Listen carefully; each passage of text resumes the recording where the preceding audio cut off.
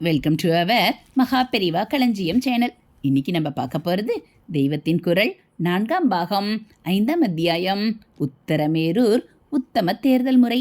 அதில் ஆத்ம சுத்தம். இந்த காலத்தில் சில பேரை பற்றி கேள்விப்படுகிறோம். பண விஷயத்தில் ரொம்பவும் நியாயமாய் இருப்பவர், கணக்குகளில் ரொம்பவும் கரார் என்று. ஆனாலும் இப்படிப்பட்டவர்களுடைய ஆல்ரவுண்ட் கேரக்டரை எல்லா அம்சங்களிலும் அவர்களுடைய நடவடிக்கைகளை பார்த்தால் அவற்றில் சிலதில் திருப்தி இல்லாமலும் பல பேருடையது இருக்கிறது. ஒன்று இருந்தால் ஒன்று இல்லாமல் இருக்கிறது. படிப்பு, வயசு, காரியத்திறமை எல்லாம் சேர்ந்து நடத்தையிலும் எல்லா அம்சங்களிலும் சுத்தமாக இருக்கிறார்களா என்று பார்த்தால் எங்கேயாவது இடறுகிறது. நாமும் பரவாயில்லை, 5க்கு 2 பழுதில்லாட்டா பாதகம் இல்லை என்று இவர்களிடம் நாட்டு நிர்வாகத்தை ஒப்புவிக்கிறோம்.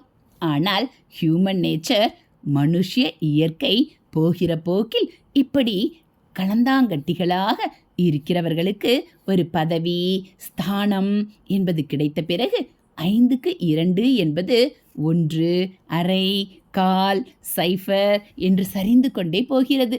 இதனால்தான் அர்த்த சுத்தத்தை மட்டும் சொல்லாமல், ஆனாலும் அதுதான் பொது நிர்வாகத்தில் மிகவும் முக்கியமான விஷயமாதலால் அதை பிரித்து முதலிடம் கொடுக்க சொல்லி, அதோடு கூட ஆத்ம சுத்தம் என்பதாக ஒருவனுடைய ஆல்ரவுண்ட் கேரக்டரும் பழுதில்லாமல் பூரணமாய் இருக்க வேண்டுமென்று விதியில் சேர்த்திருக்கிறார்கள்.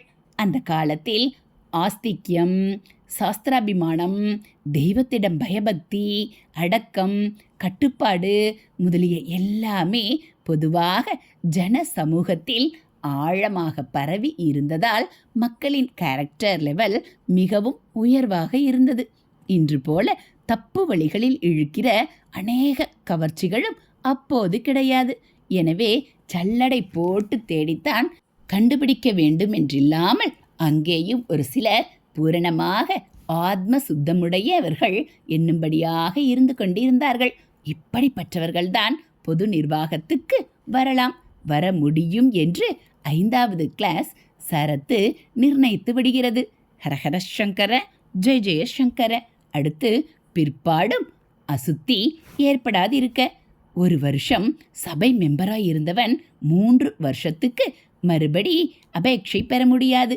ஏற்கனவே மெம்பராய் இருந்தவனின் உறவுக்காரர்களுக்கு தேர்தலில் நிற்க தகுதி இல்லை என்று கூறுவதான சோழ சாசனத்தின் 6வது 7வது கிளாஸ்களும் குறிப்பாக 5இல் சொன்ன அர்த்த ஆத்ம சுத்திகளை ரட்சித்து கொடுப்பதில் கருத்து கொண்டவையே.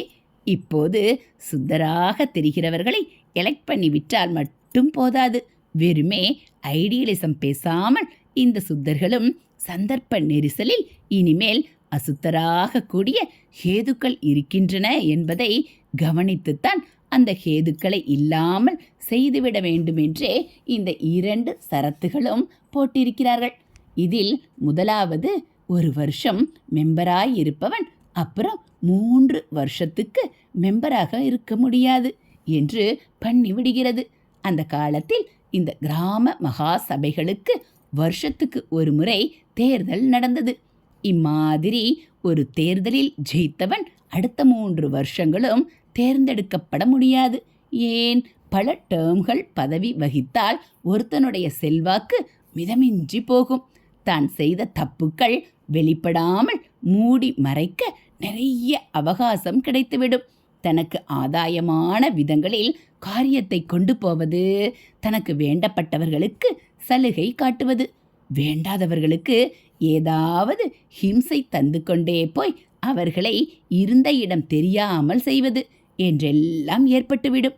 அதனால்தான் அதிகார ஸ்தானத்தில் எவனொருவனும் ஆணிவேர் சல்லிவேர் விட்டுக்கொள்வது பற்றி நினைக்கவே இடம் கொடாமல் 1 வருஷம் டேர்ம் ஆச்சா, 3 வருஷத்துக்கு மூட்டையை கட்டிக்கொண்டு போய் சேர் என்று விதி செய்திருப்பது. ஹரஹர சங்கர, ஜெய ஜெய சங்கர. ஹரஹர சங்கர, ஜெய ஜெய சங்கர. மகா பெரிவாச்சரணம். இதுபோல் தெய்வத்தின் குரல் பகுதிகளை நீங்கள் தினந்தோறும் கேட்கணும் அப்படின்னா மறக்காமல் நம்ம சேனலை சப்ஸ்கிரைப் பண்ணுங்கள். கூடவே பெல்லைக்கானை கிளிக் பண்ணி ஆளுங்கிற பட்டனையும் அழுத்திடுங்க.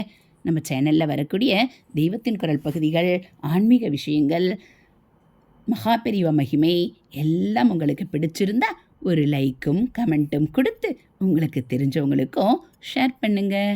தேங்க்யூ.